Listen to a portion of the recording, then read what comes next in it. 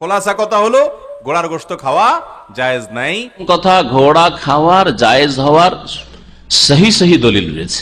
ঘোড়ার মাংস খাওয়া মাকরুহ। রেখে দিল দৌড় আর বললো যে যেমন খচ্চর হারাম, গাধা হারাম, ওই রকম ঘোড়া খাওয়া হারাম। এ আয়াতকে তারা দলিল হিসাবে পেশ করে, কিন্তু দলিল যুক্তিসঙ্গত নয়। এটা দলিল হতে পারে না, কারণ আল্লাহ পাক এতে মুখ্য উদ্দেশ্য বর্ণনা করেছেন, সবগুলি উদ্দেশ্য বর্ণনা করেন না। কারণ ঘোড়া প্রথম কথা, ঘোড়া খাওয়ার জায়েজ হওয়ার সহি সহি দলিল রয়েছে, সহি সহি দলিল রয়েছে। ইমাম বুখারী রহমতুল্লাহ আলাইহি সহিহ বুখারী একটি অধ্যায় কায়েম করেছেন যে ঘোড়া খাওয়া জায়েজ, ঘোড়া খাওয়া জায়েজ, এই অধ্যায়।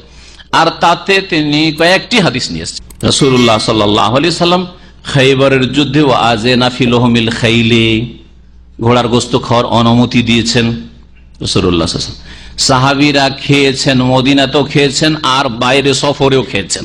আবার কেউ সফরের মশলা না নিয়ে চলে আসে, যদি সফরে খেতে তাহলে ওখান থেকে আবার সফরে টেনে নিয়ে যেতে, যেমন কুরবানিকে সফরে টেনে নিয়ে গিয়ে ভাগ শুধু কুরবানিতে, ভুল কথা। তো এই জন্য এখানে এই কথাও বলে দিচ্ছি যে সফরে যেমন সাহাবীরা খেয়েছেন খাইবরে, তেমন মদিনায় খেয়েছেন। আসমা রাদিয়াল্লাহু তাআলা আনহা আবু বকরের মেয়ে, মা আয়েশার বোন রাদিয়াল্লাহু আনহুম আজমাইন, বলছেন যে আমরা নাহারনা ফারসান আলা আহাদি রাসূলিল্লাহ সাল্লাল্লাহু আলাইহি ওয়া নাহনু বিল মদিনা, আমরা মদিনায় ছিলাম আর নবী সাল্লাল্লাহু আলাইহি ওয়াসাল্লামের আমলে ঘোড়া নাহার করেছিলাম, জবাই করেছিলাম। ফাকালনাহু, আর আমরা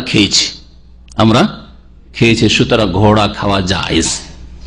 বলা হয়ে থাকে, কোন কোন কিতাবে লিখেছে যে ইমাম আবু হানিফা রাহমাতুল্লাহ আলাইহি সারা জীবন ঘোড়াকে হারাম বলতেন, আর তারপরে সহিহ সূত্রে যখন তার কাছে হাদিস পৌঁছে, যেদিন হাদিস পৌঁছে সেটা তার ইন্তেকালের 3 দিন পূর্বে ছিল, যার ফলে 3 দিন পূর্বে তিনি এটা স্বীকার করে গেছেন যে ঘোড়া খাওয়া হালাল। যখন সহিহ হাদিস আছে, আমি এতদিন আমার কাছে পৌঁছেনি, কারণ সেই হাদিসগুলি কিতাবের আকারে তখনও সংকলন হয়নি। সাধারণ মানুষ অনেক সব বুঝছে, আরে এত বড় ইমাম আর হাদিস পৌঁছেনি কেন? আরে আজকাল আমাদের সামনে কম্পিউটারে শুধু একটা ক্লিক করলে হাদিসটা চলে আসতে পারে, একটা শব্দ বলতে পারলি হলো, লিখতে পারলে হলো। তারপরে আজকে থেকে 10 বছর 20 বছর বা 500 বছর আগেও বুখারী কিতাবে আছে, ছাপা আছে। তার আগে পাণ্ডুলিপিতে ছিল, কিন্তু ইমাম আবু হানিফা রাহমাতুল্লাহ আলাইহির জামানায়, শাফি মালিক আহমদের জামানায় এগুলি লিখাই হয়নি হাদিসের আকারে, কিতাব লিখা হয়নি, তারা ছড়িয়ে ছিটে মানুষের কাছে ছিল। তাবেঈন, তাবেঈন, সাহাবায়ে কেরামদের পরে তারা মুখস্থ রাখতেন, তারপরে ধীরে ধীরে লেখা শুরু হলো, লিখনি এরকম বড় আকারে লিখনি আসলো। ঘোড়ার গোশত খাওয়া হারাম কেন? কি আপনাকে বলছেন ঘোড়ার গোশত খাওয়া হারাম? সহিহ হাদিস দ্বারা সাব্যস্ত ঘোড়ার গোশত খাওয়া হালাল। আচ্ছা, হারাম কে করেছে? আপনার মাযহাবে, আপনার ইমামে আল্লাহ যা হালাল করেছেন কেউ হারাম করতে পারে নাকি? ঘোড়ার গোশত খাওয়া হালাল। তবে ঘোড়ার গোশত কিনে খাওয়ার কার টাকা আছে? ঘোড়া এমনি তো কিনা যায় না, এমনি পাওয়া যায় না। কাজে কেউ যদি ঘোড়ার গোশত খাইতে চায়, জায়েজ আছে, হারাম বলার কোনো অধিকার নেই। আল্লাহ যা হালাল করেছেন তা হারাম বলা একটা কুফরি পর্যায়ের পাপ হতে পারে কেউ অস্বীকার করলে। না ভাই, বিভিন্ন ঘোড়া পালে কেন? ঘোড়া ছাড়া সামনে আগাম যায় না, এবং ঘোড়া দিয়েই তাদের একটা কসরত দেখায়, ঘোড়া ঘুরছে আর দৌড়ায় কিভাবে দেখাচ্ছে। তাহলে বোঝা গেল ঘোড়া থাকবেই কেমন পর্যন্ত। এই জন্য ঘোড়া যেন বিনষ্ট না হয়, খেয়ে ফেললে তো শেষ হয়ে যাবে, এই জন্য তিনি খাওয়াটা অপছন্দ করেছেন। ঘোড়ার গোশত খাওয়া আসলে হারাম না, ঘোড়ার গোশত খাওয়া হারাম ফেরার কোনো সহিহ দলিল নেই। বরং রাসূলুল্লাহ সাল্লাল্লাহু আলাইহি ওয়াসাল্লাম যুগে একবার ঘোড়ার গোশত খেয়েছেন, প্রমাণ পাওয়া গেছে, সাহাবায়ে কেরাম ঘোড়ার গোশত খেয়েছেন, প্রমাণিত হচ্ছে এটা।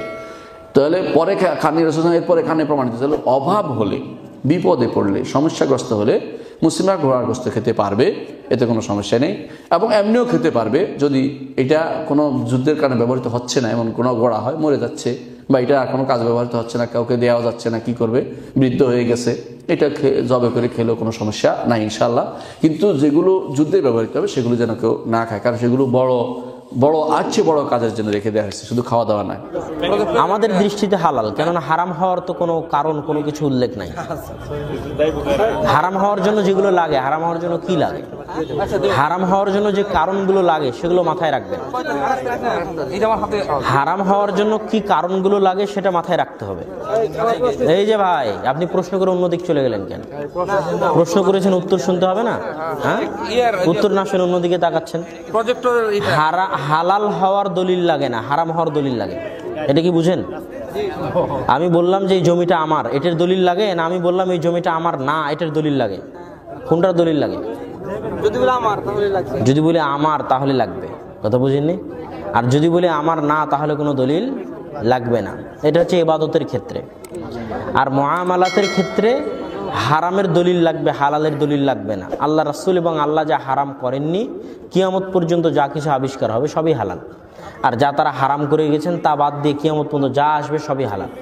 তো পশু প্রাণীর হালাল হওয়ার ক্ষেত্রে কয়েকটা নিয়ম আছে। সেটা হচ্ছে পশু প্রাণীর মধ্যে কি কি হারাম। এক, যে পশু প্রাণী হিংস্র, মানে আরেকজনকে শিকার করে। কি আরেকজনকে শিকার করে? বাঘ আরেকজনকে শিকার করে, ভাল্লুক আরেকজনকে শিকার করে, সিংহ আরেকজনকে শিকার করে, শিয়াল আরেকজনকে শিকার করে। প্রত্যেক যে প্রাণী আরেকজনকে শিকার করে হিংস্র, সেটা খাওয়া হারাম। প্রত্যেক যে প্রাণীর থাবা আছে, থাবা, সেই প্রাণী খাওয়া হারাম। প্রত্যেক যে প্রাণীর এই শিকারী দাঁত আছে, মানুষের শিকারী দাঁত আছে, দুই দিকে উঁচা, উপর দিকে এই দিকেও দুইটা উঁচা, এরকম প্রত্যেক যে প্রাণীর এরকম দাঁত আছে সেই প্রাণী খাওয়া হারাম। প্রত্যেক যে প্রাণী অপবিত্র জিনিস ভক্ষণ করে তা খাওয়া হারাম। অনেক পাখি আছে, অনেক মুরগি আছে যারা মানুষের গু খেয়ে বেড়ায়। কোনো মুরগি যদি এমন হয় যে মানুষের গু খেয়ে বেড়ায়, তো ওই মুরগির গোস্ত খাওয়াও হারাম। প্রত্যেক যে প্রাণী অপবিত্র জিনিস দ্বারা তার শরীর গঠিত, সেই প্রাণী খাওয়া হারাম। যেমন শুকুর অপবিত্র জিনিস খেয়ে বেড়ায়, গু, মুত, পেশাব, পায়খানা এগুলো খেয়ে বেড়ায়, যেন শুকুরের গোস্ত খাওয়া হারাম। ঠিক আছে? মৃত প্রাণীর গোস্ত খাওয়া হারাম, রক্ত খাওয়া হারাম, শুকুরের গোস্ত খাওয়া হারাম। এই যে এতগুলো হারাম বললাম, এগুলোর বাইরে এখন যা কিছু আছে সবই হালাল। কথা মানে বুঝাতে পারে? যদি রুচি হয় খাবেন, রুচি না হলে খাবেন। ঘোড়ার মাংস খাওয়া মাকরুহ, ওলামায়ে হানাফ বলেছেন। অন্যান্য আলেমরা বলেন ঘোড়ার মাংস খাওয়া জায়েজ, তবে ওট পাখির মাংস খাওয়া জায়েজ তা নিয়ে কারো দ্বিমত নেই।